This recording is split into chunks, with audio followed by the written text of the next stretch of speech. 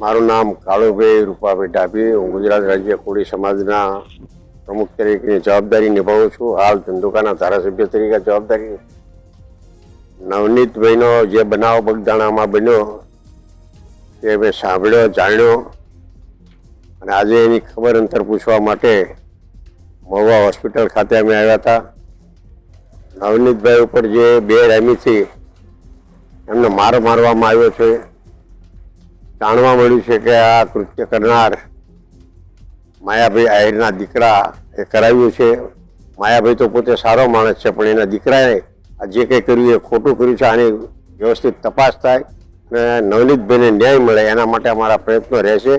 અમે આ સોમવારે અમે ગૃહમંત્રીશ્રીને અને મુખ્યમંત્રીશ્રીને પણ સમાજના આગેવાનો મળવા જવાના છે।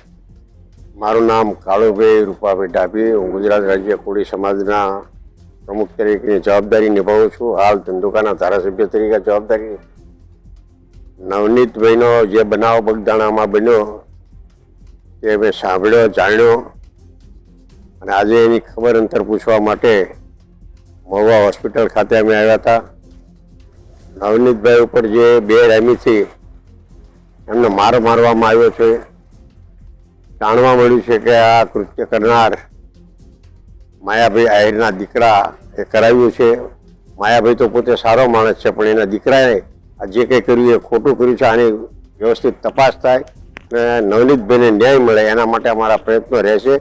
અમે આ સોમવારે અમે ગૃહમંત્રીશ્રીને અને મુખ્યમંત્રીશ્રીને પણ સમાજના આગેવાનો મળવા જવાના છે। પૂર્વ સરપંચ અને કોળી સમાજના આગેવાન નવનીતભાઈ ઉપર થોડા દિવસ પહેલા જે હિચકારો અને ઘાતકી હુમલો થયો તો થયો, પણ સાથે સાથે એનો વિડીયો પણ વાયરલ થયો।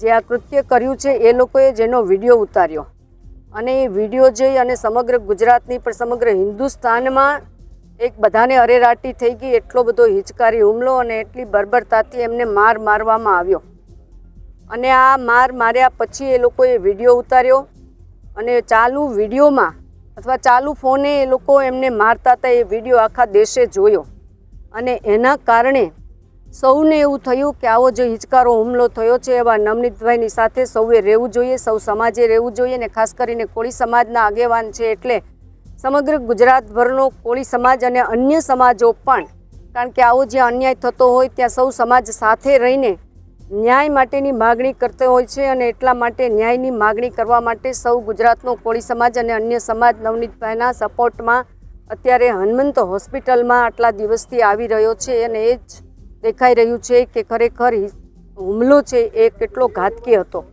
અને એટલા માટે ખાસ કરીને કોળી સમાજના સૌ આગેવાનો અહીંયા નવનીતભાઈની ખબર અંતર પૂછવા માટે આવી રહ્યા છે।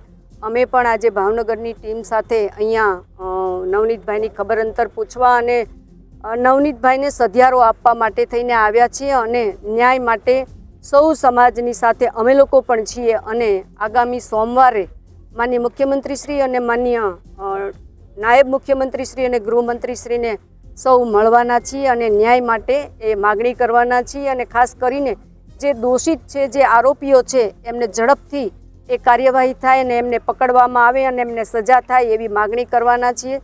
ગુજરાત સરકાર હંમેશા આવા કૃત્યો કોઈ ચલાવી લેતી નથી અને ગુંડાગર્દી કે દાદાગીરી કોઈની અત્યાર સુધી ચલાવી નથી લીધી, એટલે આ ઘટનામાં પણ જલ્દીથી જલ્દી ગુજરાત સરકારે નિર્ણય લેવાની પણ છે। માનનીય ગૃહમંત્રીશ્રી અને માનનીય મુખ્યમંત્રીશ્રી પણ એક ન્યાયની માગણી માટે થઈને અમે સૌ સોમવારે એ ગાંધીનગર ખાતે જવાના છીએ અને નવનીતભાઈની સાથે કોળી સમાજ, ઠાકોર સમાજની સાથે સાથે સર્વ સમાજ પણ જોડાયો છે અને ક્યારેય આવો ઘાતકી હુમલો અથવા તો આવો જીવલેણ હુમલો કોઈની પણ ન થાય એવો સબક એ ગુજરાતના લોકો અને આવા દાદાગીરી કરતા લોકો અને ગુંડાગર્દી કરતા લોકો એ સબક આ ઘટનામાંથી શીખશે એવો ન્યાય છે એ ગુજરાત સરકાર ચોક્કસ આપશે।